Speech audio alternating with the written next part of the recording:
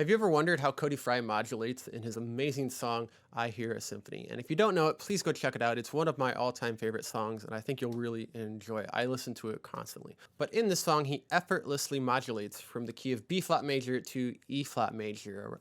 And it's just a breathtaking modulation. And today I wanted to walk you through how does he accomplish this, so you can understand not only how does he do it, but you have the tools to see how other people modulate, and so that you can write your own modulations. And just for hanging out with me today, I have a free music theory survival guide. This will help a lot with your own analysis of other people's compositions, but also with your own works as you're writing songs and pieces. So just go to joshring.com/free. It'll really help you out.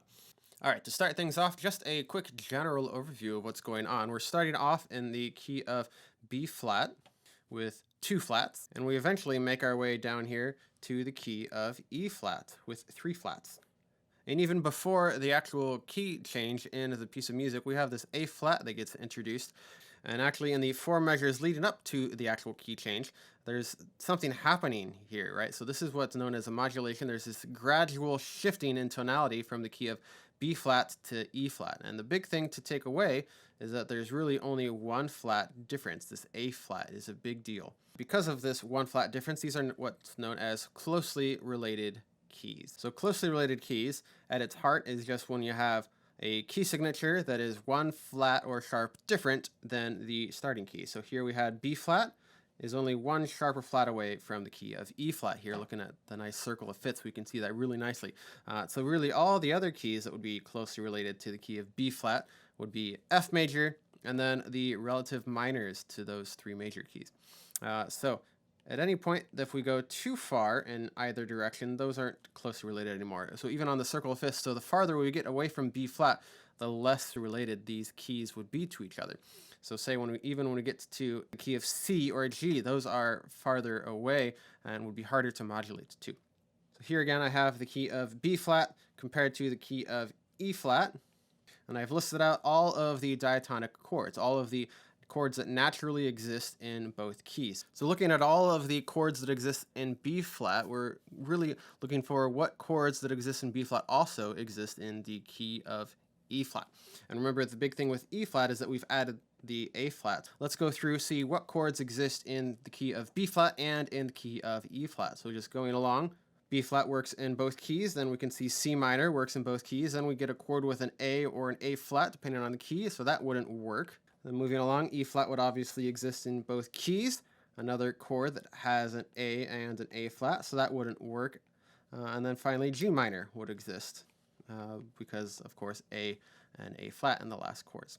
Right, so we can see these are the possible what we call pivot chords. These are the chords that exist in both keys that we can use to transition easily and effectively between the 2 keys. So going back, we can see, right, that F minor is where we introduced that A flat again, but we could see, oh, G minor is a chord that exists then in both keys.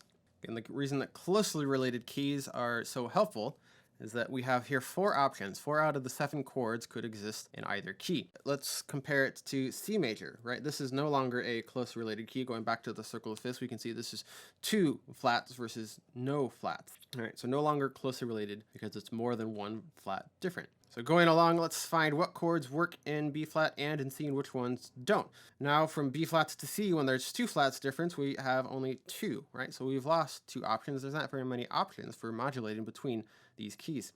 Same kind of thing if we wanted to go from, say, B flat to G. So there's no chords that exist naturally, that exist diatonically between B flat to G, and that's only 3 flats different. So we like, again, the closely related key option that we've set up from B flat major to E flat major with only 1 flat different.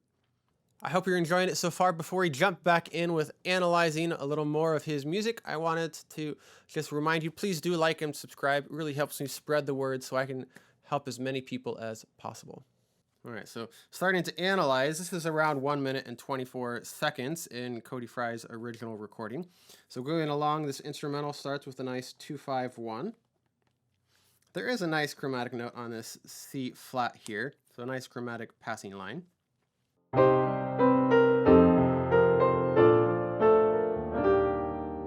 Continuing on, we have then the 4 before we go back to another 2-5-1. This time another chromatic note on the F sharp, or really G flat from the flat 9 part of the chord.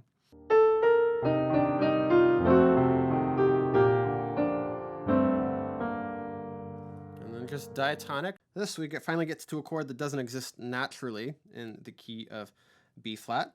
All right, so let's take a look here at the key of G minor. So in the key of G minor, we can find there is our F sharp diminished 7 that we had, and it really likes to go back home to 1.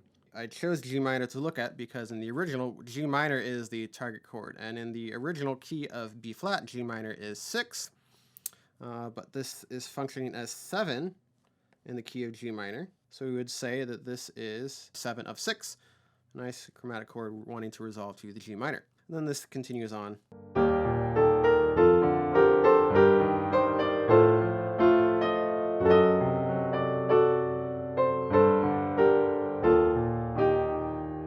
Said earlier, this is a line where things are starting to churn. Things are starting to happen here. We can see things, that churning feeling starts from this one chord that's in second inversion, so the fifth of the chords on bottom. We get this other chromatic chord, so you might just analyze this as a 1 augmented 6/4, or let's do the same kind of thing we did looking at, say, G minor again. And before I do, let's spell out the notes here to B flat, D, F sharp.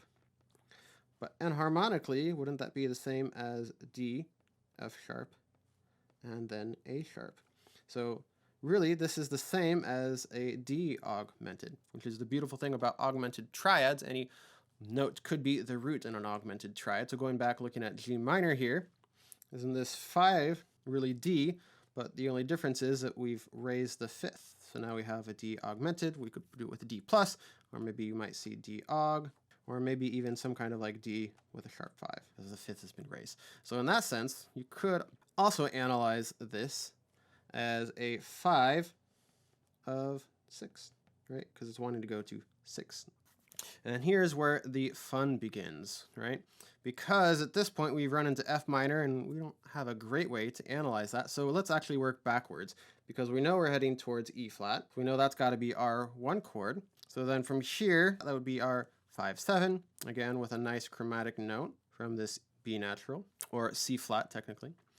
So then from there, this would then just be the 2. So we have a nice 2/5/1 again, heading into E flat. This G minor is that pivot chord. This is the chord that is common to both keys, so common chord modulation. Going back here to comparing B flat to E flat, we said the option for a chord that exists in both keys would be this G minor, be 6 in the key of B flat. At the same time, this could also be the 3 chord in the key of E flat. So this is again our pivot chord. So let's take a listen to that.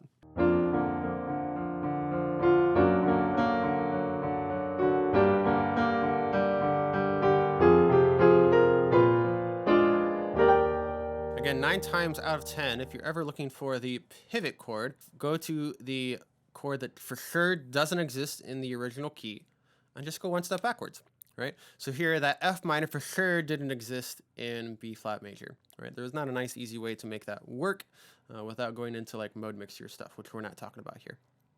So go to that F minor. That's definitely a start of a 2/5/1 in the key of E flat, that F minor, B flat, E flat. So then go one step before then the F minor. That gets you that G minor, which we then said was our pivot chord because that exists naturally, diatonically in both keys. But just to finish it out, since we're here, right, that F minor being the 2, the B flat being 5 before going back to 1, which we already talked about. But this fun part is when we have this 4 chord, this A flat major 7, because this G augmented 7 doesn't naturally exist. So just to spell that out, right, normally that'd be G, B, D sharp, and an F at the top. And the reason that that is a problem child is because of not only the B natural, because of the D sharp, which don't exist naturally to E flat major. So let's real quick look at the chords to C minor. So you might be saying, why in the world did I bring up the key of C minor when the A flat chord was the target chord? The reason I brought up C minor was this G7 was this chromatic chord. This was the chord that didn't exist naturally to that key of E flat we were working with. So this was, again, with now the D sharp, which D sharp being enharmonic to E flat, which is a common thing to do when you're in a minor key. You can use the augmented triad or a G7 sharp 5 like this. So a very useful thing to do to use an augmented chord. And then this would normally want to resolve to 1, to C minor. But the deceptive progression is a very common thing, from 5 to 6 here. And if I put the G on top, there you have it. There's our A flat major 7 that we had in the original. So really, this is the 5 in the key of C minor, and the C minor here is 6. All right, so even though it's not resolving to C minor, it still works resolving to A flat.